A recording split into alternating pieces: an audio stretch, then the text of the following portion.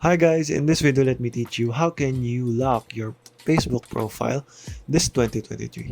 So let's get right into it. So in here guys, keep in mind that this feature is not yet available to all users because it will depend on what country you are in and also what account you are having.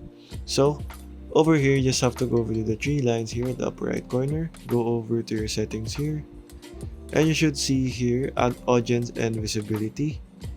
Under that, you should see profile locking. You just have to go over to profile locking and just proceed to lock your profile there.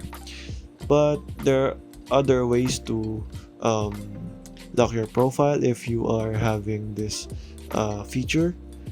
The other method is go over to your profile here in the three lines here at the right side, and you should see here a profile locking as well. Once you're done with that, you just have to follow the steps on how you can lock your profile. And also, if that does not show, you can try to turn off your professional mode here and turn it on again, or just turn it off completely and see if that worked for you. Okay guys, so that is how you can lock your profile this 2023. Thank you for watching and goodbye.